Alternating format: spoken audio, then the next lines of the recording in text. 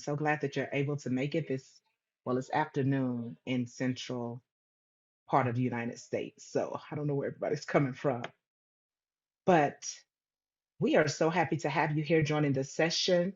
My name, and we can actually change to the next slide, please. My name is Paula Bibb Samuels, and we also have presenting Paula Beatty. And I am a family consultant with the Capacity Building Center for States, as well as a birth parent and kinship provider out of Region 6. And I'm from the grand state of Texas. And Paula, the other Paula, either way go, we're Paulas. She's also a family consultant with the Capacity Building Center for States. She's a birth parent. She's in Region 5 from Wisconsin. And so, again, we're so happy to have you here today. We expect this to be great because that's who we are. And we know that you are too. So, because we have a limited amount of time, we're going to jump right in. And hopefully, as people continue to come in, they will just, join this conversation in a listening session to begin with. But what I would like for you all to do, we're going to have a Mentimeter. And if you will put that link into the chat now, it will be great. But I would like to ask you all a question. And the question is, when it comes to engaging parents and kinship placements, what comes to mind? And this is going to be a word cloud. And so we are putting that Mentimeter link in the chat. If you just click on that, you will be directed to this, and then you can just enter your words. And whatever words come to mind, we want you to put that in there. Important, absolutely. Family, authenticity. Paula, what words are jumping out to you? I'm seeing compassion, necessary, understanding, humility. As the words get bigger, that means that the words have been stated more than once. So throw those into the Mentimeter, into the word cloud, please, in the link. Yes. Love. Necessary. Yes. Oh, you all Listening. have some great words.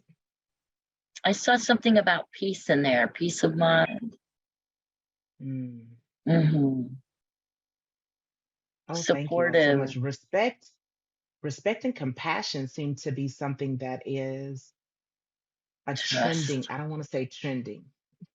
Yes, empathy. Mm-hmm. Great. Thank Healing. you all so very much. Thank you, Paula. Thank you all so very much for just participating in this. And it looks like respect, compassion, and empathy are the things, and love, that stand out the most right now. And so as we Mm. transition, Paula Beatty is going to talk to us about what we as bio parents need. Paula? Thank you, Paula. So we got Paula B and Paula BS. So, and we're going to say Paula PJB, and it's a little confusing, but my partner is wonderful. So know that if you have anything you'd like to contribute, questions you have, throw them in the chat. We're going to have some time at the end to be able to interact with you directly, but you're welcome to throw them in the chat and we will get to them. So how do we support birth parents and kinship providers? How do we do that? I'm going to talk a little bit about birth parents and what we need, what birth parents need. So first of all, as our title says, we really want to do no more harm. Right? The goal is healthy families. So understanding that even when a removal is warranted, it causes trauma for the family members, the children and the parents, even when it's warranted. Know that we parents, we love our children, and we're often bringing forth what we know about parenting, often attempting to parent in a less harmful way than we were parented, and still no one is a perfect parent. All parents benefit from benevolent support. So what I'm going to ask of you is you'll need to check your biases about who we are, about who our families are, and what's getting in our way. Make sure you're checking your biases.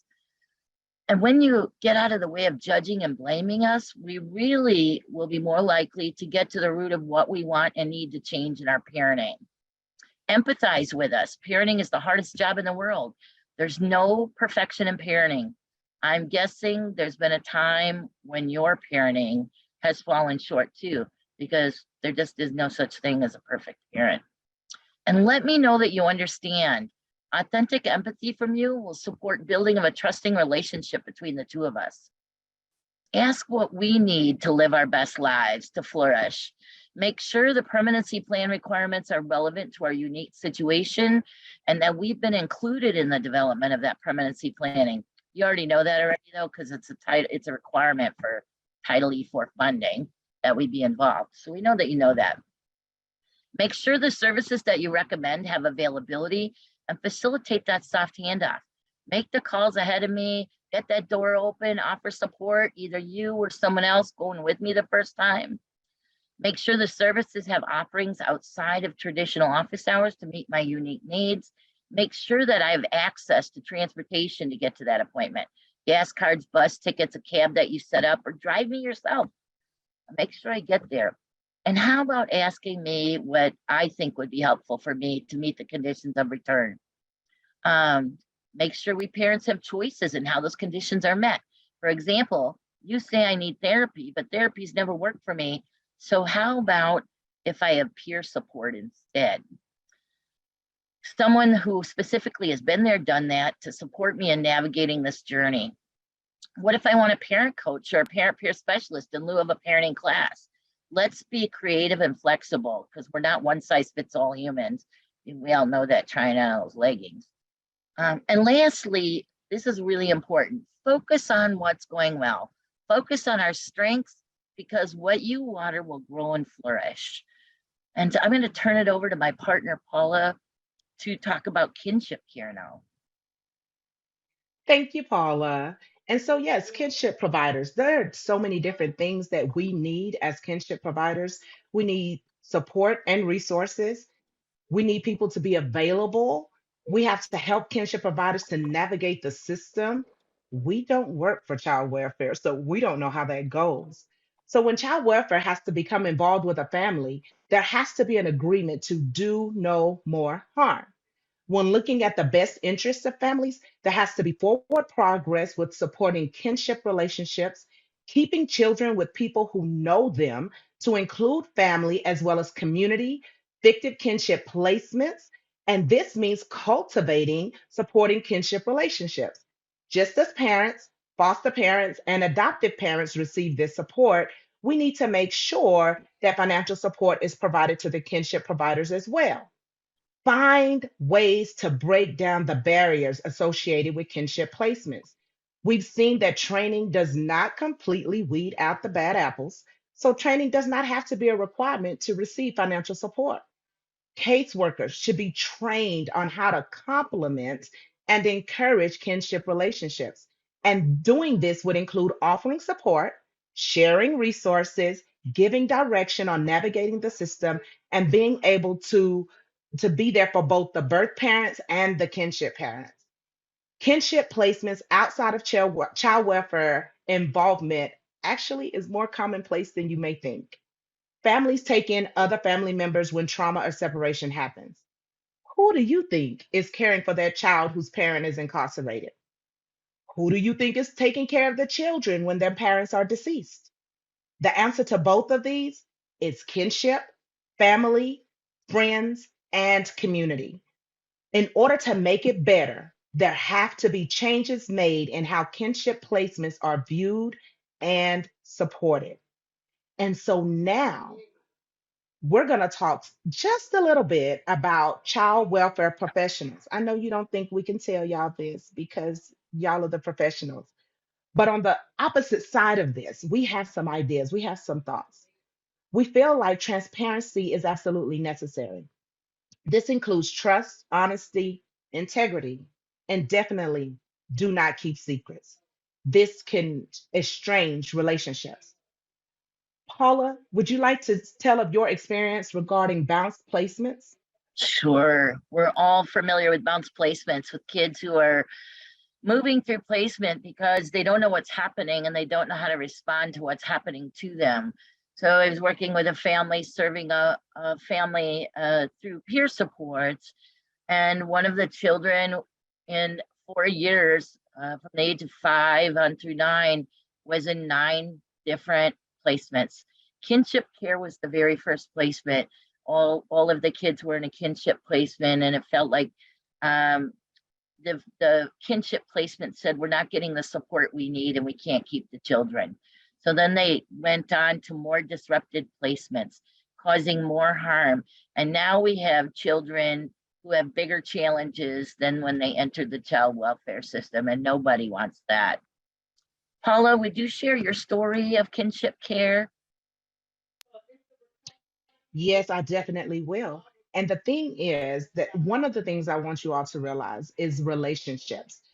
I was a kinship placement of an individual who was a fictive kin. We were not blood related, but he was considered, quote unquote, a problem child within the system. And so they felt that he would not be adopted, so he would age out in the system. He decided he wanted me to be his placement. Only God knows why, because anyway. So here I am. I have him.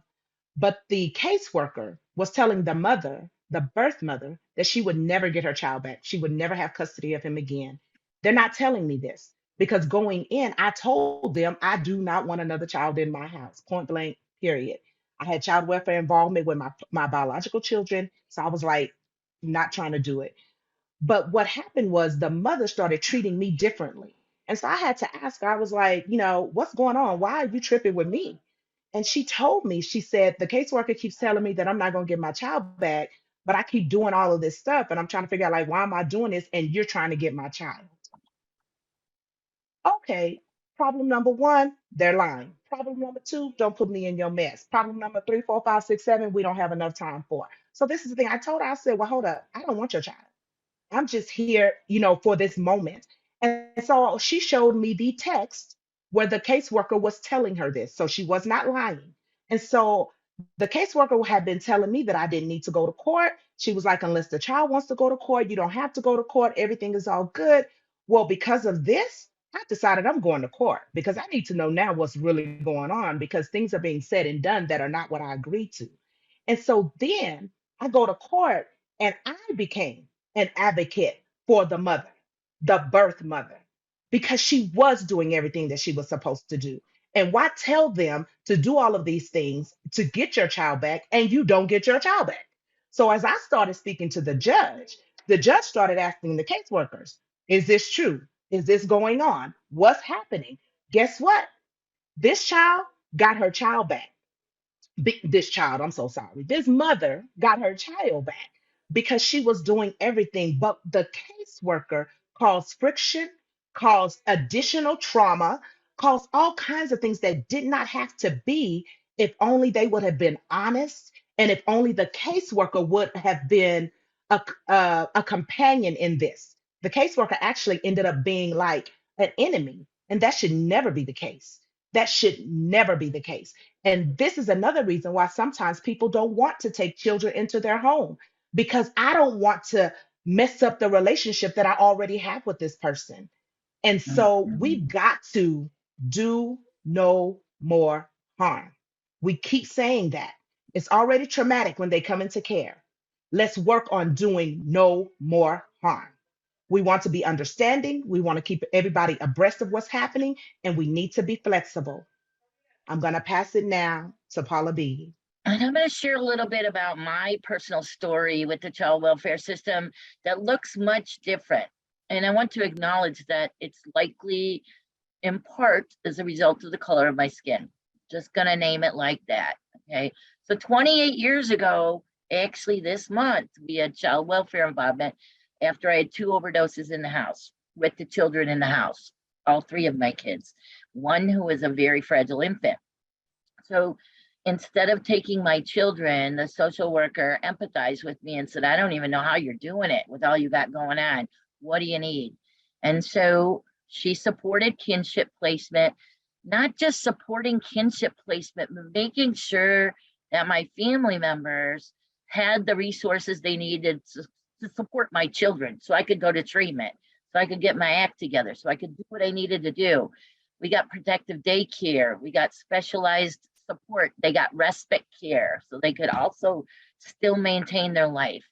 I think about what we spend it with for kids in foster care and high needs kids. I don't know what it costs where you live. Where I live, it's about $36,000 a year for a high needs placement in foster care, level 3. What if we took a fraction of that money to support kinship placement at the level that is needed to sustain it, right? So really looking at what do we need to do differently in kinship placement to be able to support families? And of course, eventually, because we had that benevolent support and a wonderful social worker, my children and I were reunited. We were reunified, and our story of recovery continued. So I'm grateful for that time. All right. Whew. Here we are, Paula Bibbs. So, who has questions, comments? You can come off mute. Our great tech people will unmute folks. You can raise your hand. Like, take a look at the list. We won't be able to get to everybody. Can we have a time check? Where are we at with time? We have roughly 14 minutes. Oh, So if you all, wonderful. you have about 4 minutes. If you all have questions, you can put it in the chat or you can come off mute and begin to speak. Again, we don't have a whole lot of time. Okay, unmuting is now unavailable. So sorry. So is available. Sorry. So if you all would come off mute and just share if you have questions or comments very briefly, we would love to hear from you.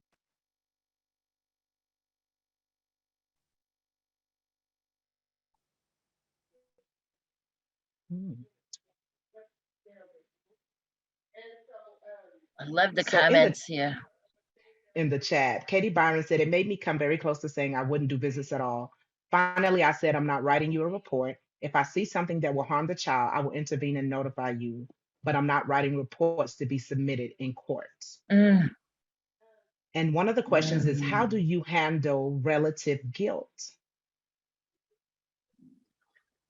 Can you talk a little more about, Trina, can you talk a little more about what you mean there? And as Trina comes off mute, let me just say that no, all child welfare agencies are not receptive to our work. I always say they like me till they don't. They like it that I'm walking alongside this family and doing the things that they need to do, where they want to do, improving their quality of life. Because as a peer worker, so I'm a parent, peer specialist, and a peer specialist in the state of Wisconsin certified. And so my work with someone, my support of someone is directed by them, not by the system. So what is it that you want to work on? And if you want CPS out of your life, well, let's look at how you might do that. So you can look at your permanency plan. But my goal is not to make you comply. Trina Hello. is off mute. Go ahead. So with relative guilt, I'm referring to like when a grandparent or an aunt or someone takes in their relative's child. And a lot of times what we see is they don't want to, apply for like TCA or things like that because they don't want to take the person up for child support because it will cause another hardship that's already caused by a hardship. And then I recently just had a situation where a relative did not want to say that their daughter abandoned the child. They're like, well, they dropped the child off and just never came back. And it's kind of been like that since they were born in, but they put voluntary placement. But when I called and heard more about the situation, I was like, no, that is definitely abandonment. But they don't want to say it because it sounds so harsh. So instead, she deemed it a voluntary VPA. Well, well, Go Trina, let ahead, me say Paula. this. Thank you. As far as relative guilt, it's not a whole lot you can do except for support the parents or support that placement, simply because we're gonna have guilt. And if you're dealing with families of color, we don't want to admit that there was abandonment. Why? Because now this child is in the system, and now this child has to endure A, B, C, D, E, F, G, all the way to Z, and it makes it very difficult because we don't want our children in the system because we know a lot of times the end result is not the same for our counterparts.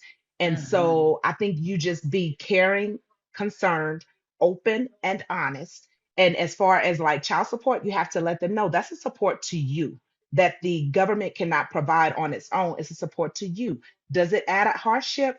Yes and no. Because if the child was in the family's home, they would be supporting the child. It just wouldn't be coming out of a check and being sent to them. So it's the same thing, probably a little less, as far as financial support, than what they would have if they were in the home.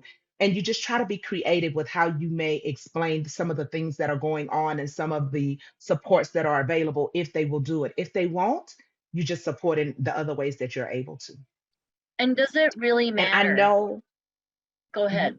Go ahead, Trina. No, Or you go whoever. ahead because we're going to transition shortly. Great. And I would say, however a family wants to name what they're doing, their care for one another, let them name it that way. So while it might be abandonment, I also think about all the time I spent at my grandparents, because I had a mom who was very mentally ill too.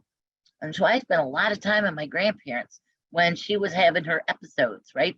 So when I think about now, it was a little different in my upbringing because my mom struggled with severe mental health.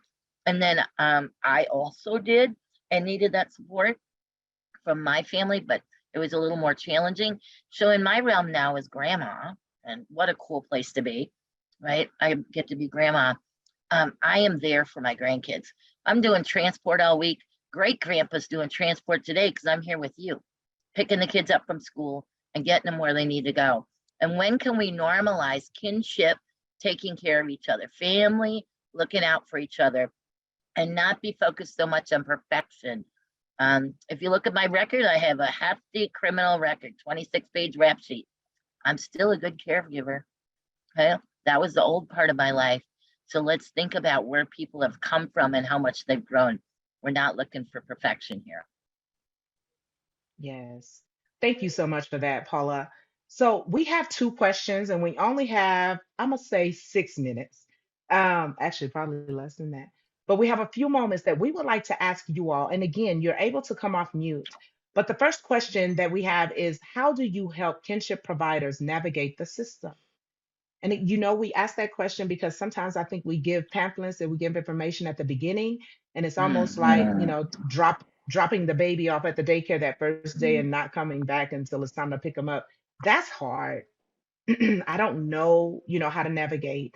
I don't know what the system needs and things like that. But how do you help kinship providers navigate the system? You can come off mute and begin to talk. We would love to hear from you. Oh, sweet. I see California came up with some legislation. I'm gonna have to take a look at that.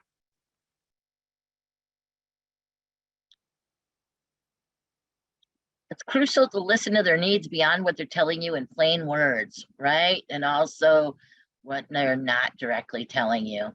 And be cautious about how we come across with our own biases and judgment about that. Thank you. Yes, there. Madison says people who went through it can help others navigate it. So where are kinship providers available to support the kinship caregivers now? So past kinship, supporting current kinship. Listen, support, encourage. Kinship navigator programs are important. Yes, does everyone have one? If you don't, please check out the center website and figure out how you can get that going on in your state. And one thing I think of, I'm kind of new to kinship, but I hear some of the more tenured kinship workers state things like, oh, I'm not going to hand walk them through. And I think it's about changing your mindset. It's not about you hand walking them through. It's about you walking with them through and they haven't lived this experience before. We've walked with other people and being willing to share your expertise, being willing to be empathetic, to reflectively listen, sometimes to just let them vent and then help them kind of get back on course, because it can be overwhelming for doing something you've never done before. Yes, thank you for that, Keisha, because it's spot on, right? So when we think about, we would give that level of support to a foster home, to foster parents. Why would we not give it to kinship, where the kids are going to be with and around family or in familiar surroundings with familiar people? So the next question then is, what resources and supports do you have in supporting kinship providers in your state or jurisdiction? You could throw it in the chat or come off mute. We've got probably about 5 minutes left.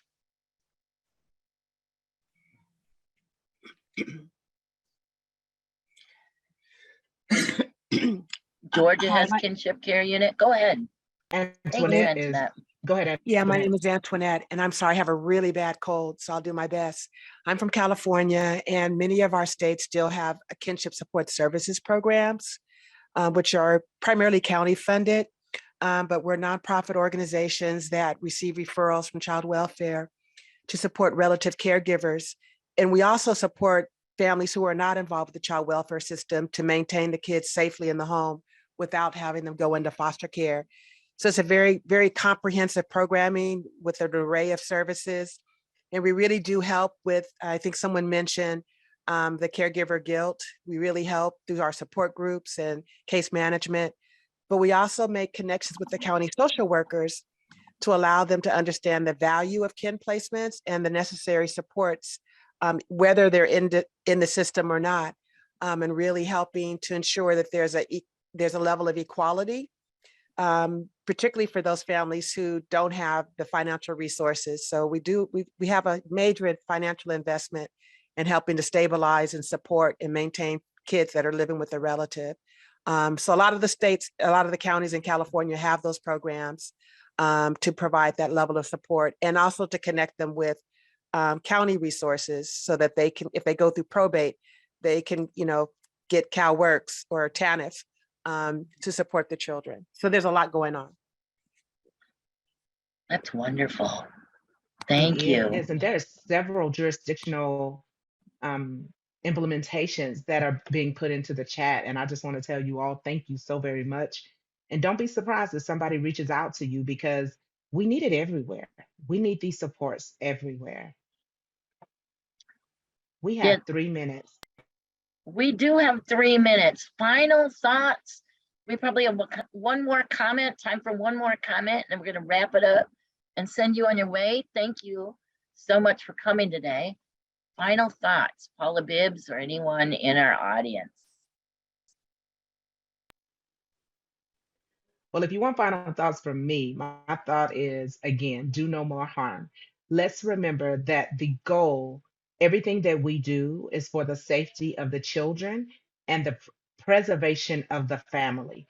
And so, if you're working with that goal in mind, it won't matter the race, it won't matter religion, none of that will not matter when you are working to preserve the family and to keep the children safe. So, do no more harm. Back to you, Ah, Paula. sing it out. So we're so honored for your time with us today. And we really hope that you're able to utilize a couple of nuggets that were shared here today as you shift your child welfare practice.